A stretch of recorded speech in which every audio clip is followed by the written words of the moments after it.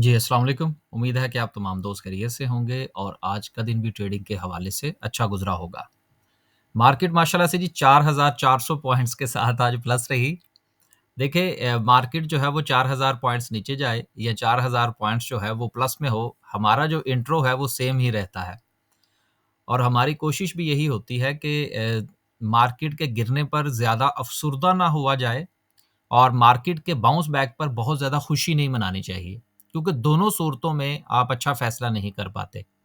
जब मार्केट नीचे जाती है, आप परेशान होते हैं, पैनिक होते हैं और बाज़ औक़ात ऐसे लेवल के ऊपर शेयर्स बेच देते हैं कि जहाँ पर नहीं बेचने चाहिए। इसी तरह से जिस वक़्त मार्केट जो है वो अपसाइड मूवमेंट दिखाती है, तो उस वक़्त भी हम बहुत ज़्यादा खुश हो जाते हैं और उसका नुकसान ये होता है कि जहाँ पर जिन लेवल्स पर हमें शेयर्स बेचने चाहिए, हम नहीं बेचते। तो बात को थोड़ा-सा समझने की कोशिश कीजिएगा कि वो लेवल्स जहाँ पर नहीं बेचने चाहिए, हम बेच देते हैं और वो लेवल जहाँ पर बेचने चाहिए, वहाँ पर हम नहीं बेचते। तो ये एक ऐसी जो है वो साइकोलॉजिकल यूँ समझ लीजिए कि हमारे साथ एक प्रॉब्लम है बहुत सारे दोस्तों के साथ जो स्टॉक मार्केट में काम करते हैं। अगर वो इस पर थोड़ा-सा काबू पा लें और ये समझ लें कि जी मैंने थोड़ा-सा नफ़ा कम लेना है, तो इंशाल्लाह उनके नफ़े में वैसे ही इज़ाफ़ा हो जाएगा। तो बात करने का मकसद ये था कि अब मार्केट ने 4400 पॉइंट्स जो थे वो वापस दे दिए हैं और रफ़ली मार्केट की जितनी डिक्लाइन हमने देखा था, हम ये कह सकते हैं कि वो तकरीबन-तकरीबन पूरा हो चुका है। चार्ट पर चलेंगे तो इंशाल्लाह मज़ीद जो है वो इस पर बात करने की कोशिश करेंगे। सर्किट ब्रेकर की बात करते हैं जी। माशाल्लाह से आज धड़ाधड़ कंपनीज़ अपर कैप हुई, 31 कंपनीज़ जो हैं वो अपर कैप पर हैं। यकीनन बहुत सारे दोस्तों ने जो है वो इससे पैसे कमाए होंगे आज, क्योंकि धड़ाधड़ लॉक लग रहे थे। और उसके साथ अगर हम लोअर कैप की बात करें तो लोअर कैप में कोई काबिल ज़िक्र कंपनी नहीं है। सेक्टर वाइज़ बात करते हैं तो सबसे ज़्यादा जिस सेक्टर ने परफ़ॉर्मेंस दी उसमें ऑयल एंड गैस।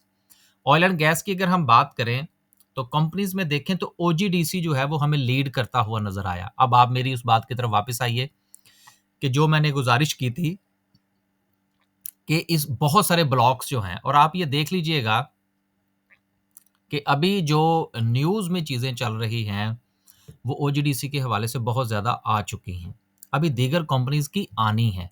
तो ये छोटी-छोटी सी चीज़ें ही होती हैं जिसको आपने साथ लेकर चलना होता है।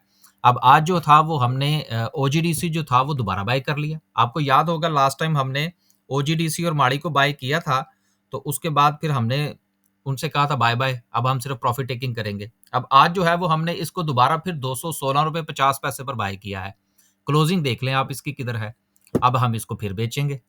तो अब देखिए बात ये है कि अब बहुत सारे लोग जो हैं, वो इसकी बड़ी कैंडल को देखकर इसमें कूदने की कोशिश करेंगे। जब वो कूदने की कोशिश करेंगे तो मारे जाएँगे। यही वो चीज़ है जिसको अंडरस्टैंड करने की ज़रूरत है कि आपने रिस्क कहाँ पर लेना है और कितने का लेना है। अब मैं आपको आपको बताऊँ तो हमारा ओजीडीसी का जो स्टॉप लॉस था वो सिर्फ़ ₹1 का था। तो जिस वक़्त आप ₹200 का शेयर खरीद रहे हैं, तो आप ₹1 का स्टॉप लॉस के साथ खरीद रहे हैं, तो फिर इसका मतलब ये है कि आपने उसको पहले पूरी तरह से वॉच करना है। आगे चलते हैं फिर इंशाल्लाह बात करेंगे। इसके साथ दीगर सेक्टर्स की बात करें, फर्टिलाइज़र, एग्रो माशाल्लाह से बड़ा अच्छा परफ़ॉर्म कर रहा है, उसके साथ कमर्शियल बैंक्स ने भी कमबैक किया। फिर उसके बाद दीगर कॉम जो सेक्टर्स हैं, वो भी हमें थोड़ा-थोड़ा सा जो है वो अपना हिस्सा डालते हुए नज़र आए। माशाल्लाह पूरा पहिया लाल लाल कहने लगा था क्योंकि गुज़िश्ता चंद दिनों से एक लाल नज़र आ रहा था तो इसलिए उसी कंटिन्यूटी में चले गए। ग्रीन है जी माशाल्लाह से। आगे चलते हैं जी, कुछ खबरें हैं। ये कैंडलस्टिक इंशाल्लाह लास्ट पे डिस्कस करेंगे। कुछ इंपॉर्टेंट लेवल्स हैं जो आपके साथ हमने शेयर करने हैं। माशाल्लाह से ठीक था जो सिलसिला सारा ओजीडीसी, डीएफएमएल, माड़ी, एफएफसी, इसके अलावा एमएलसीएफ, फास्ट केबल, बड़े अच्छे जो है वो बड़ी अच्छी जो है वो हमें इसमें से जो है वो आज कुछ हमने प्रॉफ़िट टेकिंग की है। इंशाल्लाह बाकी जो है वो कल करेंगे। सिर्फ़ एक छोटी-सी चीज़ आपके साथ शेयर करता चलूँ कि प्रॉफ़िट जो है, अब मिसाल के तौर पर ओजीडीसी का मैंने बताया कि उसकी बाइंग थी ₹216.50 की, ठीक है? अब ये छोटी-छोटी सी 1-2 चीज़ें आपके साथ शेयर कर दूँ, ताकि आपके भी हो सकता है कल को काम आए। हबको की जो हमारी बाइंग थी, वो ₹127.50 की थी, ठीक हो गया? अब ये छोटी-सी 2-3 चीज़ें। इसके साथ 1-2 चीज़ें और हैं। डीएफएमएल जो है, इसकी हमारी बाइंग जो थी वो रफली 36 रुपए की थी। ठीक है, इसके साथ कुछ और भी हैं, MLCF है, देन सो एंड सो। लेकिन सिर्फ बताने का मकसद ये है कि अगर आपने इस लेवल्स पर बाय कर रखे हैं और आज अगर 50% आपने बेच भी दिया है, तो देन भी क्लोजिंग के साथ आप इन लेवल्स के साथ अपने प्रॉफिट टेकिंग की रेशियो चेक कर सकते हैं कि कितनी है। सिर्फ ये बताने का मकसद नहीं है कि हमको बहुत बड़े 30 मार खा हैं, ऐसा नहीं है। सिर्फ गुजारिश ये करनी है कि आपने जिस वक्त शेयर को खरीदना है तो आपने ये देखना है कि यार इसमें से मुझे कितना नुकसान हो सकता है। हमारे दोस्त जिस वक्त शेयर बाय करते हैं तो वो सबसे पहले ये देखते हैं मुझे इसमें से नफा कितना होगा। उसकी वजह से ये होता है कि वो मारे जाते हैं और अपने नुकसान को देखकर नहीं चलते। मैं अक्सर अपनी वीडियोस में एक ही बात के ऊपर जोर देता हूं और वो ये है, आप ये फैसला करें कि आपने मार्केट को कितने पैसे दे के घर जाना है। आप ये फैसला ना करने बैठे कि मार्केट ने आपको कितने पैसे देने हैं। वो जो आपकी जेब के अंदर है वो भी निकाल लेगी और फिर निकाले। उन लोगों ने अपना पूरा-पूरा पोर्टफोलियो जो था वो ज़ीरो किया और फिर दु मार्केट फिर हरी-भरी हो गई। आगे चलते हैं जी। हमारा बिगिनर्स प्लस इन्वेस्टर का जो ट्रेनिंग सेशन है, उसकी रजिस्ट्रेशन जारी है, जिसकी लास्ट डेट जो है वो 31 दिसंबर है। जनवरी में इंशाल्लाह ये सेशन होगा। अगर आप ये सेशन जॉइन करना चाहते हैं, इसमें 2 हिस्से हैं। एक बिगिनर प्लस इन्वेस्टर का है, इसकी फीस थोड़ी-सी ज़्यादा है और सिर्फ़ अगर आप इन्वेस्टर का करना चाहते हैं और आपको मार्केट की बेसिक्स का पता है, तो उसकी फ़ी कम है। इसके अलावा अगर आप हमारा बाय सेल का ग्रुप जॉइन करना चाहते हैं, स्टॉक मार्केट में अकाउंट ओपन करवाना चाहते हैं या अपना पोर्टफोलियो डिस्कस करना चाहते हैं वन ऑन वन, तो इन सूरत-ए-हाल में ये 2 नंबर्स आपके सामने हैं। इन दोनों में से किसी भी नंबर पर व्हाट्सएप फरमाइए और इन्फॉर्मेशन ले लीजिए। और आखिरी बात ये है कि हमारी कोई भी सर्विस जो है वो फ्री नहीं है। और एक और चीज़ मैं ऐड करता चलूँ, चूँकि इस वक़्त बहुत सारे दोस्त जो हैं वो मार्केट में अकाउंट ओपन करवाना चाह रहे हैं। कुछ लोग अपना अकाउंट हमारे पास ट्रांसफ़र करवाना चाह रहे हैं। तो देखिए उनसे गुज़ारिश ये है कि इस वक़्त अराउंड जो है वो कोई अराउंड 8 से 10 दिन जो है वो लग रहे हैं। इसको आप वर्किंग डेज़ कंसीडर कीजिएगा। इतना टाइम जो है वो लग जाता है। आजकल रश बहुत है, बहुत सारे दोस्त जो हैं वो उनका ये ख़्याल है कि शायद 1 जनवरी के बाद स्टॉक मार्केट जो है वो पाकिस्तान में दोबारा ओपन नहीं होगी, तो उससे पहले-पहले ही जितना समेटना है समेट लें। तो आज भी मैं अपने ग्रुप में बात कर रहा था कि इतनी जो है वो तेज़ी ना किया करें, थोड़ा-सा तहम्मुल से काम लें, चाहे मार्केट डाउन साइड की तरफ मूव कर रही हो या अप साइड की तरफ, थोड़ा-सा वेट एंड वॉच पे रहा करें। तो जिन्होंने भी अकाउंट ओपन करवाने हैं वो इस चीज़ को ज़रूर ज़हन में रखिएगा कि 8 से 10 दिन जो है वो लग रहे हैं वर्किंग डेज़। तो ये जो थी हमारी पब्लिसिटी और थोड़ी-सी जो है वो इन्फॉर्मेशन। अब चलते हैं आगे। खबर ये है कि पाकिस्तान कारोबार फ्रेंडली मुल्क नहीं रहा। ये पाकिस्तान बिज़नेस फोरम का ने वज़ीर ख़ज़ाना को ख़त लिखा है और उसमें बहुत सारी दुहाइयाँ दी गई हैं। देखिए ये सब कागज़ी कार्रवाई है।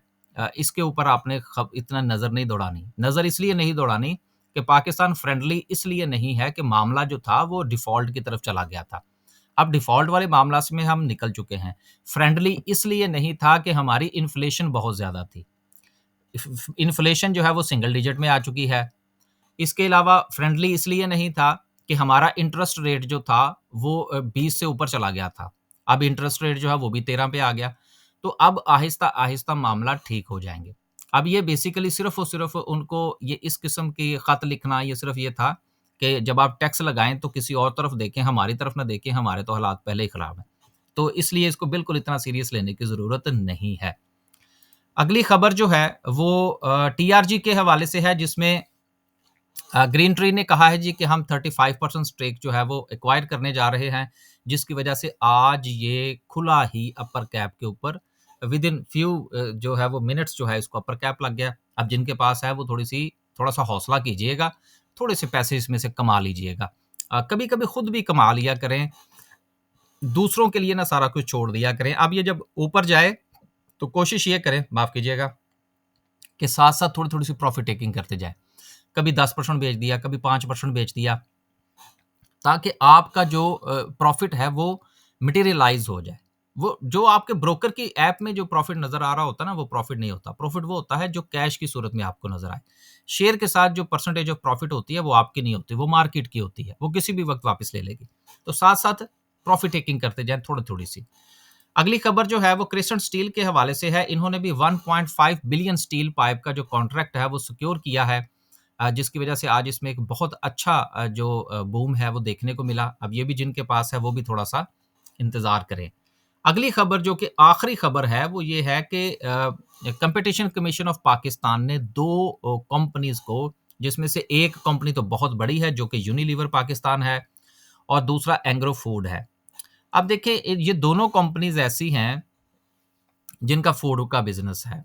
अब इनके ऊपर जो है वो 75 मिलियन का जो है वो लगा है जी फाइन, और फाइन लगने की वजह ये है कि इन्होंने अपना जो फ्रोज़न डेज़र्ट है, मीठी को खाने-पीने वाली कोई चीज़ इनकी होगी, उसको इन्होंने कहा जी कि ये जो है वो हमारी आइसक्रीम है, जबकि हिको वालों ने जो है वो इनके ऊपर केस कर दिया। अब वो केस जीत गए हैं, लिहाज़ा इनको 75 मिलियन का फाइन हुआ है। ये देखें, अब ये आहिस्ता-आहिस्ता चीज़ें पाकिस्तान में भी होना शुरू हो गई हैं। तो इससे बिज़नेसेस के ऊपर, कस्टमर्स के ऊपर और एक बिज़नेस एनवायरनमेंट जो है उसके ऊपर एक पॉज़िटिव इम्पैक्ट आएगा। हाँ, अब इन ये दोनों कंपनीज़ का ताल्लुक स्टॉक मार्केट के साथ है, तो यकीनन फाइन लगा है, तो नेगेटिविटी तो आएगी वक़्ती तौर पर, लेकिन इतना बड़ा फाइन नहीं है कि जिसकी बुनियाद पर हम ये कहें कि कंपनीज़ का बेड़ा गर्क हो जाएगा।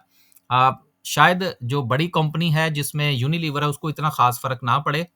हाँ, एंग्रो फूड को थोड़ा-सा फ़र्क पड़ सकता है क्योंकि उसके प्रॉफ़िट्स पहले ही जो है वो समझ लें कि ना होने के बराबर हैं। अब चलते हैं जी वापिस और डिस्कस करते हैं आज की कैंडल को। देखिए, कैंडल को डिस्कस करने से पहले वेरी सिंपल कि यहाँ से मार्केट ने सपोर्ट ली थी, राइट? और उसके बाद मार्केट जो है उसमें आपको एक अच्छी मूव जो है वो देखने को मिली है। अब सिंपल सा यहाँ पर आपने ये देखना है कि अब नेक्स्ट मार्केट के पास रेजिस्टेंस कौन-सी है। देखें, जहाँ से मार्केट सपोर्ट ले, ऊपर की तरफ आए वो सपोर्ट कहलाती है, जहाँ से उसको धक्का मिले और वो नीचे की तरफ जाए वो रेजिस्टेंस कहलाती है। आपको याद होगा जिस दिन मार्केट ने गिरना था तो उससे 1 दिन पहले भी हमने ये डिस्कस किया था कि जी ये जो लेवल है जो कि 1,15,525 का कह लें, 20 का कह लें, 1,15,000 का कह लें, ये ज़ोन है। ये जो है ये मार्केट के लिए एक स्ट्रॉन्ग रेजिस्टेंस है, राइट? और मैंने ये गुज़ारिश की थी कि मार्केट जो है वो यहाँ से जिस वक़्त ऊपर जाए और इस यहाँ पर सस्टेन ना कर पाए तो फिर मार्केट तेज़ी से नीचे आ सकती है, जो कि हमने देखा। अब इस वक़्त मार्केट के पास जो मूव है वो बहुत अच्छी है। देखें, इस मूव के अंदर ये थोड़ा-सा आप ज़रा देख लीजिए। कभी-कभी थोड़ा-सा मैं टाइम लगा देता हूँ अच्छी चीज़ों के ऊपर भी। और इस मूव के ऊपर दोनों में आपको फ़र्क नज़र आ रहा होगा। स्ट्रेंथ किसमें बन रही है, ये आप ज़रा मुझे जो है वो ज़रूर बताइएगा कमेंट्स के अंदर कि स्ट्रेंथ जो है वो यहाँ पर आपको ज़्यादा नज़र आ रही है या यहाँ पर ज़्यादा नज़र आ रही है, एक चीज़। दूसरी चीज़ ये है कि दोनों लेवल्स के लिए जो रेजिस्टेंस है वो 1,15,250 की कह लीजिए, 1,15,000 की कह लीजिए, जो ज़्यादा बेहतर है। अब ये जो ज़ोन है, ये मार्केट के पास रेजिस्टेंस है। लिहाज़ा आज हमने तो ये फ़ैसला किया, मैंने ग्रुप के अंदर मैसेज कर दिया कि अब हम कल पहले सेशन के अंदर बाइंग नहीं करेंगे। अब पहले सेशन का मतलब होता है 12 बजे तक का, और फिर 12 बजे के बाद का जो है वो दूसरा सेशन होता है। इसलिए हमने फ्राइडे वाले दिन जो बाइंग की थी उसको हमने कैरी ऑन किया। कुछ आज हमने जो शेयर्स बाय करने थे हमने कर लिए हैं। उनमें से जिनकी प्रॉफ़िट टेकिंग कुछ करनी थी वो भी कर ली। अब टुमारो हमारा होगा प्रॉफ़िट टेकिंग डे। क्यों? इसलिए कि मार्केट रेजिस्टेंस पे जाएगी, हम देखेंगे मार्केट क्या करती है। मार्केट रेजिस्टेंस के ऊपर जाके रेजिस्टेंस ज़रूर शो करेगी, रेजिस्ट करेगी यहाँ पर। लेकिन हमने उसको इवैल्यूएट करना है कि जिस वक़्त मार्केट इसको रेजिस्ट करती है, तो उसके बाद मार्केट का रिएक्शन क्या होता है। अगर मार्केट सस्टेन कर गई तो फिर इंशाल्लाह मार्केट की जो नेक्स्ट रेजिस्टेंस है 117,000 वाली, मार्केट उसकी तरफ मूव करेगी। लेकिन अगेन हमारा टारगेट अभी 1,17,000 का नहीं है। अभी हम 1,15,000 को देखेंगे और अपनी प्रॉफ़िट टेकिंग करेंगे। आप दोस्तों से भी यही गुज़ारिश है। बाकी आपका अपना पोर्टफ़ोलियो आप बेहतर समझते हैं, और आप भी ये ज़रूर बताइएगा कमेंट में कि 1,15,000 की रेजिस्टेंस जो है वो यहाँ पर बनती है या नहीं, प्रीवियसली हिस्ट्री को देखते हुए। बस जी, अब तक के लिए सिर्फ़ इतना ही। इजाज़त दीजिए। अल्लाह हाफ़िज़।